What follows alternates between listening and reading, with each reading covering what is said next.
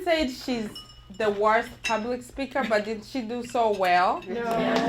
Come on. I think you gotta give me some courses. You gotta give me some lessons on my elevator speech. Yeah. Well, that's why I have this group, because I don't care if I mess up in front of them, because I know they'll all forgive me. It's good to be comfortable. I'm so glad to be here. The room smells good, mostly because of the Parmesan, the chicken parm, right? Is that what we call it? Yeah. I'm doing this lose it thing, and I have to log in everything I eat. So I was asking Jermaine, I'm like, what's this called? Is this chicken parm?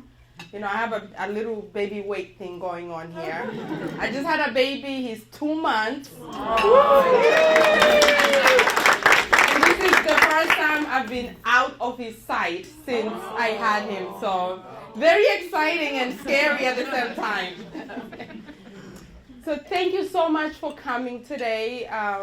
I'm always privileged to speak with a group of women just like myself who are, you know, working hard and trying to take care of family and school and work and themselves. It's great. It's an inspiration.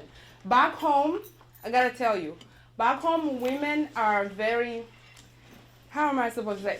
We're supposed to be very submissive and quiet and, you know, kind of be on the low.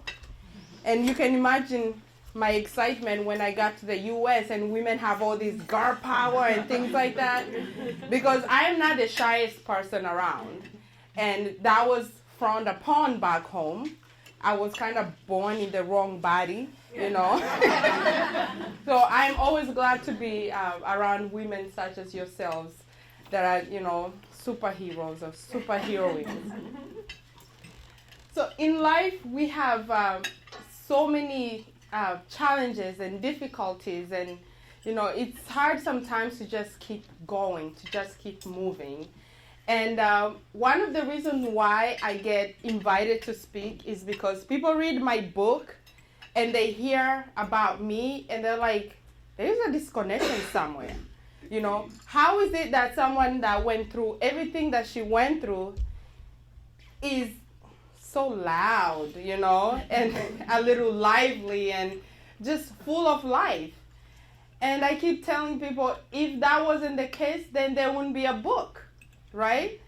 If everything that I had gone through in my life had weighed me down and I'm just sitting in a closet crying, waiting for the world to fall on my head, there wouldn't be a book. Because what's the point of a book?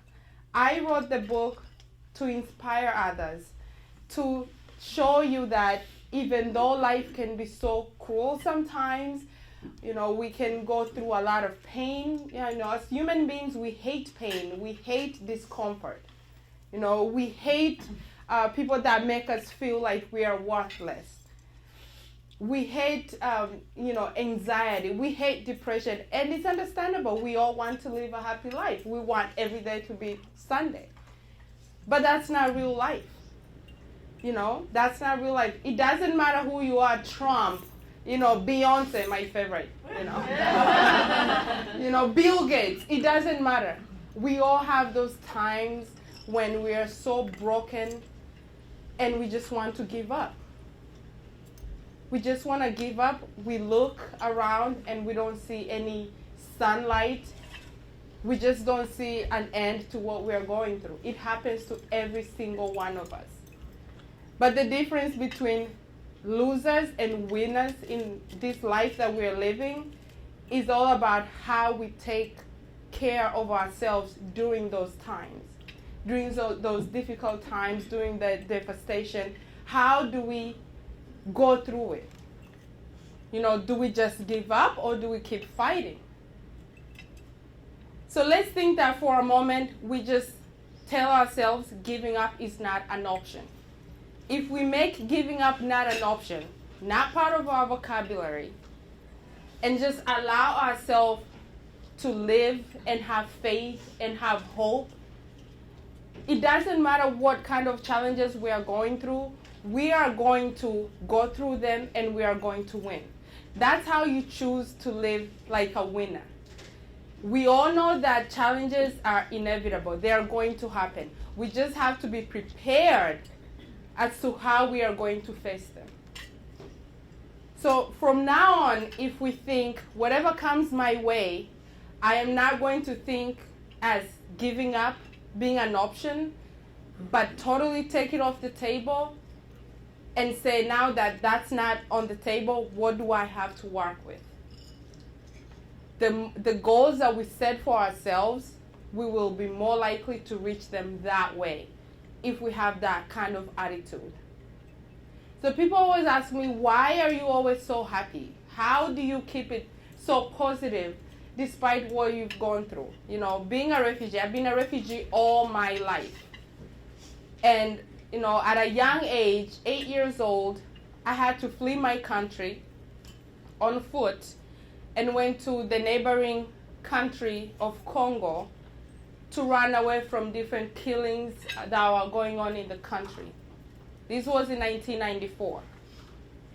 As you heard in the introduction, about 1 million people died in a period of 3 months, and I'm very lucky to be alive right now. And people always ask me why I'm happy. Duh, wouldn't you be happy if you survived that?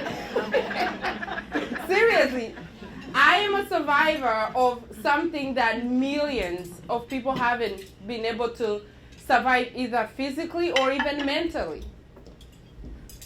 Some of you might think maybe she's a little crazy. I don't know about the whole mental thing.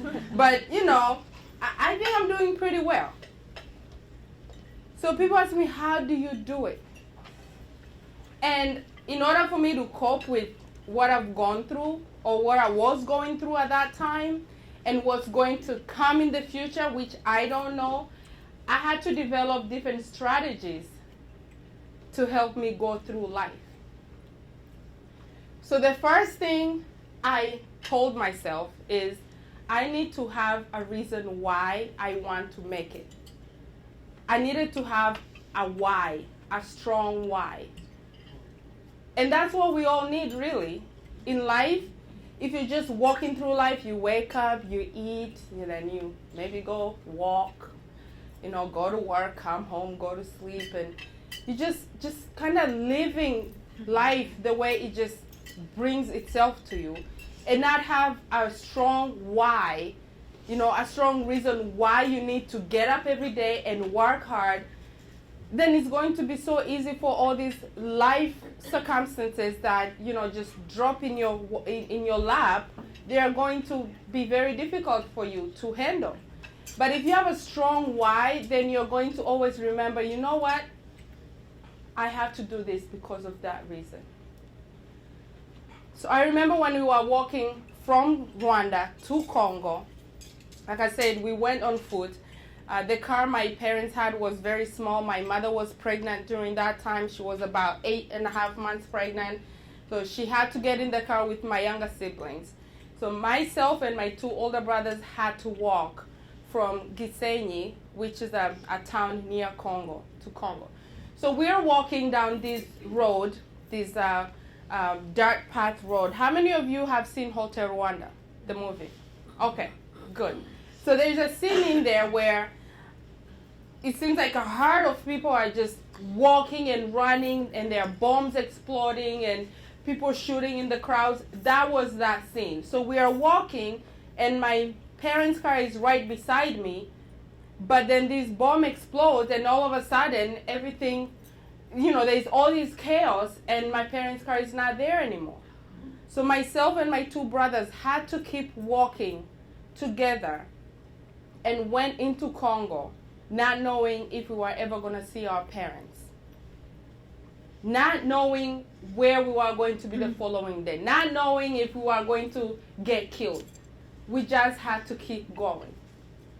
So we kept walking and saw a group of kids, a group of about 7 or 10 boys walking like they knew where they were going. They probably didn't, but we decided, you know what, let's follow them. Maybe they know where they're going. So we keep walking and follow them, and we come to this little abandoned shelter where we decide to just stay until someone finds us, right? So we are there for about 2 weeks. And during that time, we don't have anyone really to take care of us. I was the youngest. I was 8. I was the only little girl. and the oldest had to be around 14, which was my older brother's age. So we were staying there, and people would come and throw us food, and we would rush to get it before somebody else grabs it. Occasionally, we would have this woman come and make us a meal that would probably fit on one of those plates, and all of us would sit around the plate and eat as fast as we could. But I was so little, I was so shy, I was so malnourished that it was even hard for me to reach the plate. So I really thought that I was going to die out of hunger and depression. All I wanted was for my mother to come back. I needed to be taken care of. But at that time, I had to grow mentally because I thought maybe my mother is never going to come back. So I would spend all day sitting on this little rock outside that little shelter and cry and cry and pray. I would cry and pray for something to happen, for a miracle to happen, for my mom to come back and take me back home so I can be, the little princess again. And, I wanted things to end. That didn't happen for about 4 or 5 days. And then one day, I saw a little white car coming from down the road. And I knew that was a sign because we hardly saw cars coming down. So this car is coming, and the closer it gets to me, I realize it looks familiar. And finally, I see my parents, my mother, my father, and my younger siblings. And I'm so overjoyed. I'm thinking, wow, life is going back to normal. I'm going back to Rwanda. Thank you, Jesus. Now we just gotta fit myself, my brothers, and these other kids in the car so we can all go together. Right? This is the car that couldn't fit myself and my 2 brothers. Now we have these other kids that are just as desperate as I am. And I'm thinking, they're gonna come. They're gonna come. Right? So the car gets closer, and I run in the little house, and I tell my brothers, Mom and Dad are here. We gotta go. And I tell the kids, come on, it's time for us to go. And then I get in the car, and my 2 brothers get in, and we're squeezing, and I'm like, what about those kids? These were my new friends. We had gone through so much together, and it was hard for me to realize that no matter how bad I wanted them to come, they just could not come with me. And that hurt me. That's probably the earliest recollection of me having so much pain in my heart is when I was 8 years old and I had to leave those kids behind, and knowing that most of them will perish and will not survive. So every time I went through a difficult time, I think and thought of that situation where I was given a second chance of life and these kids did not. There's something called survivor's guilt. Have you heard of it? You survive something and others don't, and you're guilty. Survivor's guilt has gotten me in a lot of places, and one of them is me being resilient and not giving up, because I know there are some kids that I left behind that could have had a chance of life and done good in this world, but they didn't, and now I'm here. So among many whys, that is my why. That's why I keep pushing, because I know I have to live for those kids. They're not kids anymore if they're still alive, but I had to live for those. And I have to live for other refugees that are still living in refugee camps right now. So me sitting here in America, in this great nation of America, and having a bad day, getting on the scale and, I've gained a pound and I'm so done. I'm so giving up. That's not an option for me, right? So know your why and keep your why in mind, whatever it is. Is it for your children? Is it for your husband? Is it for, your pet? Whatever. You got to have something besides yourself, other than yourself, that you're living for, and that's going to give you drive to keep pushing. Another strategy that I came up with, or another way I cope with difficulties, is to tell myself that everything is temporary. Pain is temporary. You know? And people look at me and they say, well, I know someone who has just been diagnosed with cancer. That's not temporary. I get it. It's painful. It's life-changing. But if someone comes and tells you today you have cancer, the way you're going to take it now, the pain you're going to feel that moment is not going to be the same pain you'll be feeling a year from now. Things change.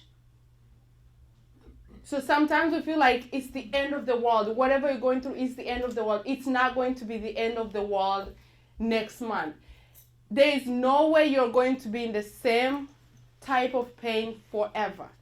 Things are temporary.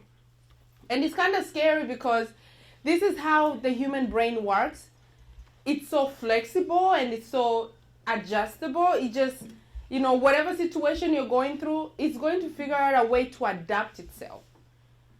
So when we lived in refugee camps, when we first got in the refugee camp, so when my parents came, we didn't go to Rwanda like I thought. We went to live in a refugee camp, which was worse than I think I would have just stayed at that little house, because now you see massive numbers of people laying on the ground. They're coughing up blood. Sorry, you're eating, but this is real life.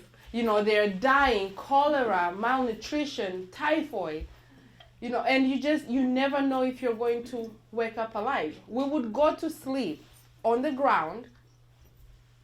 Let's say 10,000 of us are sleeping on the ground, and we wake up, and only 50% of us wake up. Others have died. So as a little girl, I'm looking at this in the beginning, and I'm thinking, this is nuts. There is no way I'm going to move from my little spot. So I'll pick a spot and just stay there and close my eyes, because I don't want to deal with the death. I don't want to see all this suffering. I just don't want to. It was too much for me to handle. So I'll sit in this little spot. But then the United Nations would send over food in the refugee camp so that we could have something to eat. It's kind of hard to find something to eat when you're sitting in a little spot like this, right? So I found out that maybe I should get up and go in a line and get my little morsel of porridge or whatever they were giving, right? So when my brain was, processing when I first got in, death is bad. You don't want to touch it. Just stay there and protect yourself. I had a need for food, and all of a sudden, that need was higher than the fear that I had, right? So I would get up and walk over these dead bodies, kick them to the side so I can find a way to go get my food. And it became my new normal. So the fear that I was experiencing when I first got into the camp is not the same fear I had, even though the situation hadn't changed. It was actually getting worse and worse. But my mind adapted. Not in a good way, obviously, but it adapted because I had to survive. There was that need for me to survive. And one of the ladies here, I don't remember who, when there was a line of food, she came and asked me, did you make a plate for yourselves? I said, no. I have a story behind that. I have a thing about standing in line for food. You get it? You guys are smart. Because back then, I would spend about 3 hours in a long line, having this little dirty bowl, and we just keep moving like we're in a concentration camp, and get our little morsel of porridge that's supposed to last us for 24 hours, and then go back and eat it. So I don't stand in line for food. I wait until everyone is gone, or I go first. So that's another way of thinking about the different tragedies or the different difficulties that we have in our lives, to just think it's not temporary, it's going to end at one point. Obviously, there are different, there are different levels of the different difficulties that come in your life. Mine are a little bit on the extreme side, but just so think about if mine were on the extreme and I was able to cope with it, the everyday life difficulties and challenges that come in our way, I think we can manage, right? We can manage. Another lesson that I've learned the hard way is that we have infinite potential. We really do. We are God's brightest and most intelligent creation, and we can achieve so much in so many ways, more than we even realize ourselves. And that keeps me going. When I'm doing a project or when I'm working towards a certain goal and I feel like, oh my God, this is just not gonna work, I keep telling myself, Clementine, you are a masterpiece.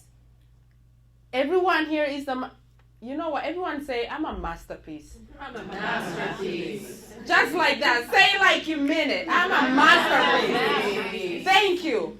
You are capable of so much. If you think you've hit what your ceiling, you haven't. We are capable of so much. And I'll tell you a story. And this story is actually my fan's favorite. Trust me. I have so many sad stories in that book. Some are happy, some are sad, but this is a sad one, but it's everyone's favorite. So I'm in Congo, right? I'm in Congo. We have this beautiful lake, Lake Kivu. It's a very beautiful place. But during the time of the war, it wasn't so beautiful. See, what was happening is there were so many bodies around on the street, makeshift graves, to the point where some people were just throwing bodies in the lake, in the water. And this is the same water we use to wash our clothes, to drink, to cook, anything you use water for. This was our main source of water. So one day my mom gets me this really cute dress in Congo. I mean, where do you buy dresses in a refugee camp? I don't know. But mothers, they have a way of taking care of business, right? And I'm thinking, this dress, however she got it, it must have cost her a fortune. And I am going to go to the lake and wash it and keep it. And I'm not going to wear it until we get out of this mess, right? That was my treasure. So I go to the lake. I was also asked to fetch some water from there. So I take my jerrycan. You guys know what a jerrycan is? Okay.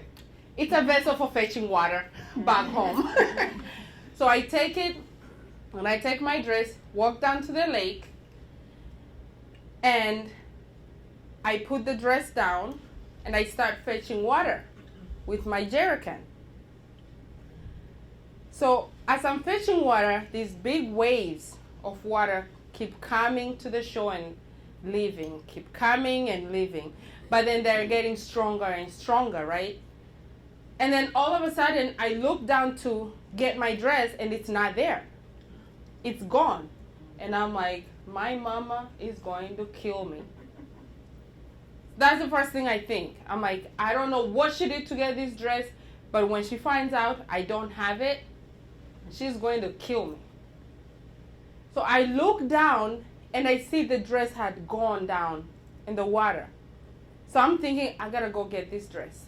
There's only one problem. I can't swim. I couldn't swim. I still can't swim, right? But I had to get the darn dress because my mama was gonna whoop my behind. It's allowed back home to get whooped. I know here spanking kids, it's not good. It's gonna cause them mental illness. I gonna have a limpy leg, whatever. Back home, spanking is the real deal. And I did not want that. I already had enough discomforts going on in the refugee camp. I wasn't gonna get that. So I put up my shirt and I'm like, I'm gonna go get that dress. I don't care what it takes. I'm gonna go get it. So I start walking in the water, right? And then I see this log, right? And I'm like, I'm just gonna lay on it and keep moving my hands until I get to the dress. How many think that's a good idea? Come on, I still think it's a good idea. Without the practice, it probably So I get on it. Okay, I get on it. I keep going, and the dress is getting closer and closer. I'm like, Clem, you are the bomb. You're getting there, right? You're getting there. And then as soon as I get an arm's length close to the dress, I make this little lip to grab the dress. Oh my God, what happened? You fell off. I didn't fall off. The dress wasn't your dress. The dress was my dress. But the log wasn't the body. the log flipped, and it was a body. We have 8 students right here. We think alike. So I'm thinking, OMG. I didn't think OMG back then, but in my head I'm like, this is crazy. I gotta get out of here. But I can't swim. And I don't have a log to get me back where I just came from, right? So I forget that darn dress. I'm like, forget you. I gotta survive this. I turn around without a log, without anything to support me, and I swim back so fast. Yes, I was swimming like I was in the freaking Olympics. Mike Phelps, you guys know Mike Phelps? He had nothing on me. Oh, no. He had nothing on me.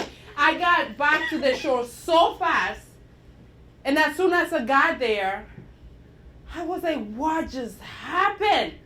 This body, this is a swimmer's body. What just happened?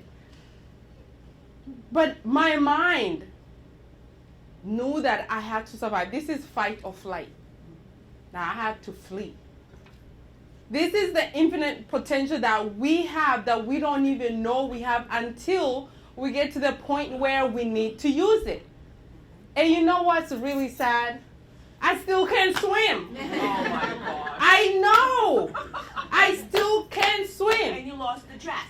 I lost the dress. Goodness, you didn't go back and get it? There were no more logs. So what'd your mom say? Well, I gotta tell you, when I got home, I had bigger problems to deal with. So on my way back home, I have this jerry can, right? I did remember to take the jerry can. But I'm walking, I'm in so much distress, I'm so confused. I'm crossing the road, and then I almost get hit by a motorcycle, right? I know I was having a bad day. You know, I was having a bad day. So I almost get hit, and this guy that was about to hit me gets off the motorcycle and runs after me, right? So I dropped the jerry can and run as fast as I could. But I'm 8 years old. How much faster can I run? This is a grown man, probably just having a horrible day, and I just provoked him even more, you know, and I wasn't going to sit and explain, you know what happened though? See, I just swam over a dead body. That might have some reason to do with why you almost hit me, because I'm not thinking straight. But this guy runs after me, catches up to me, picks me up, and beats the crap out of me. Excuse my French, but that's exactly what he did. He beat me so much, and I'm looking at him, I'm like, this guy's gonna kill me. This guy's gonna kill me. He tears my clothes apart, and I'm thinking, okay, he's just gonna rape me and kill me and leave me for the dead. Fortunately, after he was satisfied with, beating me up, he threw me on the ground and left. So after a couple minutes, I don't know how long I laid there for, I got up, went to get the jerry can, went home. I gotta get the water. If not the dress, then the water, right? So I get the water and I'm walking back home. I'm limping. I'm in tears. And my mom looks at me. She's like, what happened to you? And I'm like, I fell. You fell? And she kind of, you know that look your mom gives you and she knows there is more to it, but she's not even going to get into it because she already had enough she's dealing with. That's the look she gave me. She was like, oh, okay. She just walked away and that was it. We never talked about the dress. We still don't talk about it now. She hears about the dress in my speeches.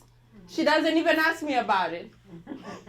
I don't think she can handle me telling her this face to face. Yeah. You know?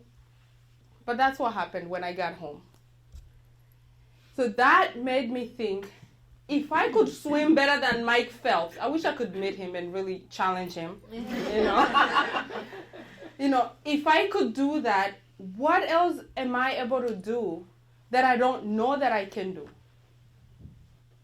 So if I'm struggling with something, if I have a goal that I need to make, let's say you're a salesperson at your job and you have to meet a goal and no matter where you go, no matter where you knock, no one wants to buy it. And you're thinking, this is not for me. I'm just not supposed to be a salesperson. No. You know, I'm not supposed to be pursuing this goal. Just think that you have infinite potential that you have not tapped into and keep pushing and find a different strategy and, you know, not be so much of a salesperson, just be a human and connect with these people and share stories and they're going to love you. They're going to realize that you're just like them and they're going to buy that product because you connect. I was a sales rep before and I hit my goal over 160% and was the only person who got a raise in the department even though there were all these veterans because I looked for different strategies to connect with people and talk about things that matter to them. And from there, things just happen. So don't be too hard on yourself if you're trying to reach for a goal to get somewhere and it's just not working right. Just know that you can do it. You just have to use that brain, you know, very smart, very intelligent. Find different ways to approach the situations and the difficulties that you're coming up with in your life. Another strategy is to be grateful. When you're grateful for what you already have or for what you've already achieved, it's not easy for you to just give up because you're thinking, I'm already here. Look where I've come. What makes me think that I'm not going to keep moving ahead? You know, I love people. I love everybody here. I'm a people person. But I'm allergic to people who complain all the time. I'm not allergic to anything. You know, I remember coming to the U.S. and I would fill out different forms in hospitals and what are you allergic to? Are you allergic to peanut butter? I'm not allergic to anything. I eat anything. Maybe because back home in the refugee camps, I could eat anything to survive. So my body is really immune to anything you give me. But I am allergic to people that complain all the time and don't see the goodness in their lives. You know, my parents have gone through so much. I'm one of 9 children.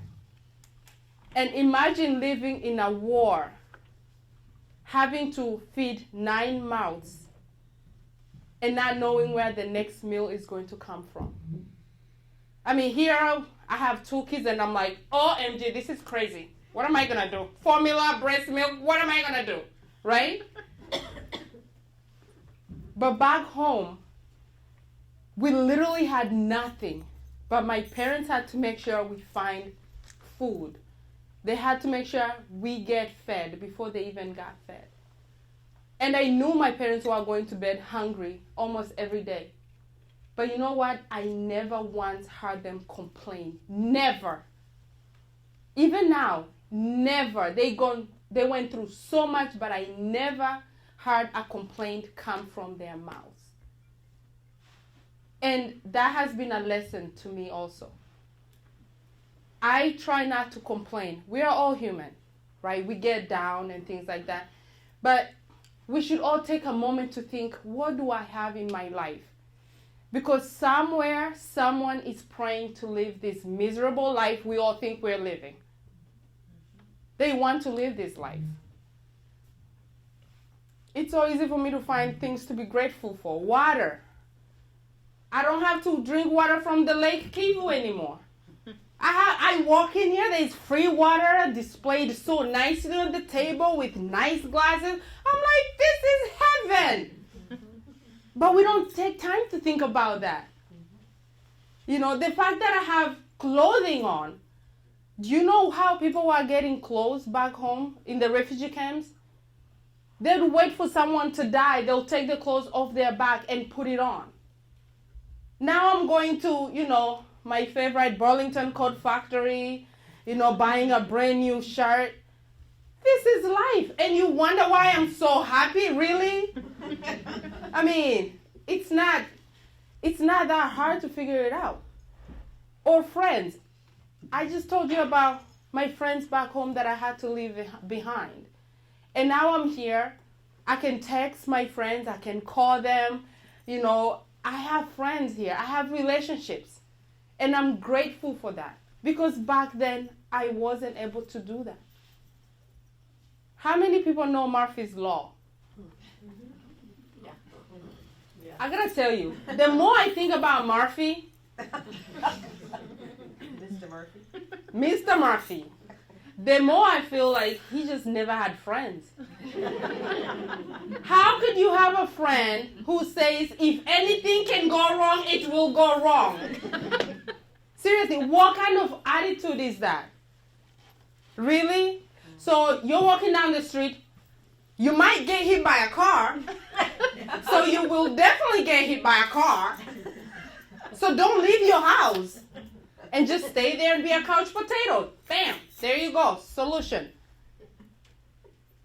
Don't hang around with people like Mr. Murphy. Just don't do it because they're just going to get you down. You're going to start feeling like you're the victim. I mean, I know so many people who are a victim every single day. It snows outside. Oh, God hates me. I hate snow. Trump's numbers go up. Oh, gosh. I can't believe it.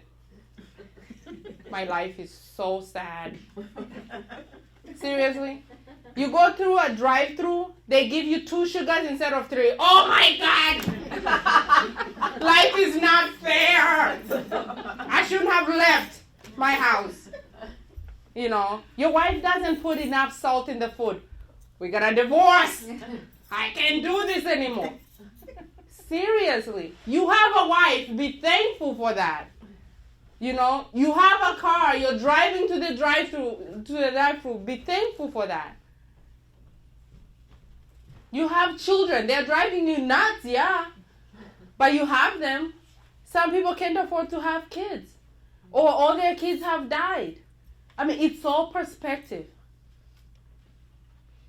Try to be without all this drama of complaining. You only live once. Be grateful for what you have. Because when you came in this world, what did you bring in? Nothing. So the world owes you nothing, really. If anything, you owe the world something because you came in and now you're occupying the world. You're occupying it. You gotta do something. You gotta do something to make an impact, a positive impact. That's the only reason why we are all here, by the way. We don't come in to just occupy space and then go. We need to make a positive impact. And when we're on our deathbed, we will be happy that, my life here was worthwhile. The last thing that I use to keep me pushing is to use my struggles for the good. When I first got in the U.S., I was bullied and bullied and bullied. I'm telling you, I get in high school and I'm like, this is like a battlefield, I bet there's like a formula that you have to go by to be a cool kid in high school. See, I've never been shy. And so if I'm in a room and I'm the shy one, something is wrong. I'm really unhappy. But in high school, I was the shyest kid. Because everything I did was wrong. Everything I did, I was bullied. Bullied because I was a refugee. I spoke all these multiple languages that no one could understand. My accent was horrible. You know, I was a foreigner. I was African. I was black, whatever you want to call it. There were so many things that I could identify that were my identity, that weren't cool at that time. But as you probably already know by now, I'm not the kind to give up. I was going in that high school and I was going to be popular and no one was going to bully me. So I was going to do whatever it took for me to be the cool kid, right? So the first thing I realized is a lot of the African American girls there, they had this nice, long, straight hair. You know, that was before being a natural hair was cool, which is like the coolest thing around. That's why I have natural looking weave, right? So I'm like, I gotta get my hair to look just like that. You know, I'm like, how are these kids black, but they have Indian hair? Like, what is going on? I want that hair. So I would go around and ask people, how do you get your hair like that? Oh, just relax it. Just put relax in your hair. So I did that. Every 2 weeks, I would put relaxer in my hair. Every 2 weeks.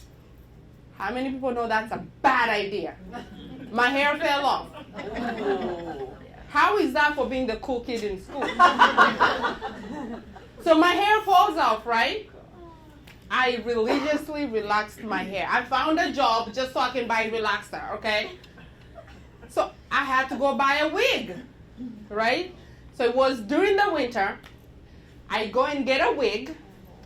It was this nice wig, that Halle Berry style, you know.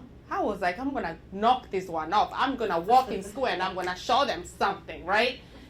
So I get a wig, and I remember this one day, I was late for school, right? So I got off the bus, and I'm running with my wig on. They weren't as sophisticated back then as they are now. Now you can sew that thing on, and they can pull it. It's not going anywhere, right? But I just put the wig on, did the weave tap, whatever, and walked out. I was on my way to coolness, right? So I'm running under the tree. There are all these tree branches, right? And it's snowing hard. And I'm running. And I get a couple feet up. And I'm like, my head is kind of cold. What is going on? So I look at the school, and all these kids they have their faces on the window like this, just looking. And I'm like, why are they staring at me? My wig must look really good. But then I touch my hair. I'm like, oh, Lord, poor scalp. I look back, and my wig was hanging on a tree branch. And I'm like, okay, yeah, that was cool. I'm cool. I'm definitely going to be the talk of the day in a bad way, right? So I ran back and get the wig and put it on my head. I don't even know how. It was probably upside down, whatever. I just put that thing on my head because I'm cold. And snow is not my favorite thing. Yeah. Being from Africa, you know, the cold, I'm just not. I don't even know why I'm in New England right now. But I put it on, and then I go to school. And then as soon as I walk in, it's like the doors to the classrooms would open and kids would just be staring like. And I'm like, you know what? I've had it. You can look at me all you want. I'm just going to keep walking. You can bully me all you want. But I'm not going to give up. I am going to eventually win you guys over. That didn't work. I graduated senior year. I was still not the cool kid because I was trying everything I could to just not be who I was, to hide my struggles, you know, to be someone I'm not. I tried so hard. I mean, we will go to lunch and, you know, I would find a place to sit. No one wants to sit with me. I'm like, I'm pretty cool in my head. I don't understand why you guys don't get it. And eventually, every time for lunch, I would go in the bathroom and lock myself in a stall until lunch was over. And I did that for like 2 years. Never told my parents about it. We don't complain. Remember? Never told my parents about it. Never told my friends about it. I just did it because in my mind I was thinking, there has to be a better way to deal with this. You know? Trying to be who I'm not. I need to be authentic. If I'm authentic, I'm pretty sure everything will be fine. Why try to be this black girl with Indian looking hair and what? It's just never gonna work without an accent. I mean, you can probably tell the accent thing definitely hasn't worked, right? And it's never going to work. So I decided, you know what? I'm going to college. I'm gonna play it differently. I'm gonna go to college and just be Clementine. Just be who I am. I am going to wear Clementine the way she was born, the way I am. I don't care about, looking this way, looking that way, talking that way, wearing Gucci shoes, fake Gucci shoes, right? I don't care about that. So that's exactly what I did. I went to the University of Dayton, and all of a sudden my slogan is, yes, I'm Clementine and I'm a refugee. That's what it was. Everyone who knew Clementine, which was almost everyone at that time at the college, it was Clementine the refugee. Clementine the refugee. You know how Facebook reminds you, of your memories? 2 days ago, I'm on my Facebook, and it tells me, oh, you have a memory, and this is from like 2007. I believe when Facebook first came out. So I created a profile, and it says, about you. And all I put that time was, I'm Clementine, and all you need to know is that I'm a refugee. That's it. Now I was starting to just be who I was. I was a refugee. I came here as a refugee. And I'm not trying to be who I'm not. And I remember my friend, back then my college friend, she responded to me on Facebook and said, how are you just going to say you're Clementine and you're a refugee, that's it? Say something else. At least say that you're Clementine, the crazy refugee.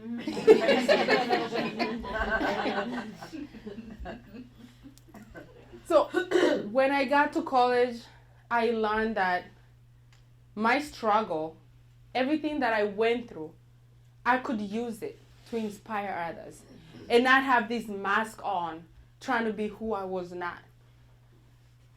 So all of a sudden, I would get the college president inviting me for dinners, to talk to other leaders in the community. I was the poster child for diversity. They would take me. I was so good with photo shoots. I thought I was going to be a model at one point, a refugee model, a crazy refugee model, right? They would take me pictures and send them all over the world to recruit students to come to study at the University of Dayton.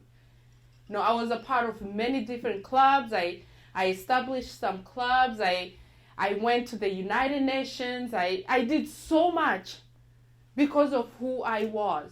And I shared my survival story. And I told college kids that there is a better world, there is a bigger world than what we have right now. And to be open, to embrace diversity, to learn about other cultures and not really be narrow-minded in their thinking. I love that song. Right? Perfect song. How much time do I have? Murphy for you. We gotta wrap it up. Yeah. It's just about one.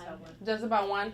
So I am going to end by saying, remember, you gotta have your why.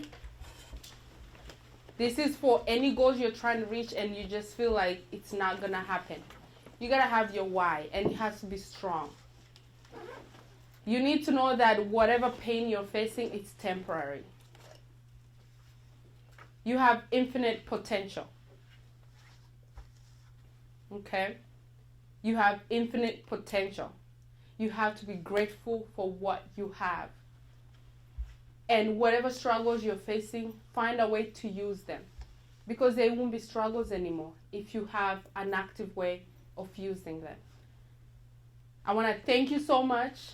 I have my books here. Some stories I shared with you, there are more in there that will probably have you laughing and crying at the same time. And I would love to work with you guys more if you think of any place that could use my talk. I love speaking. I'm using my struggle, and life is good. Thank you so much.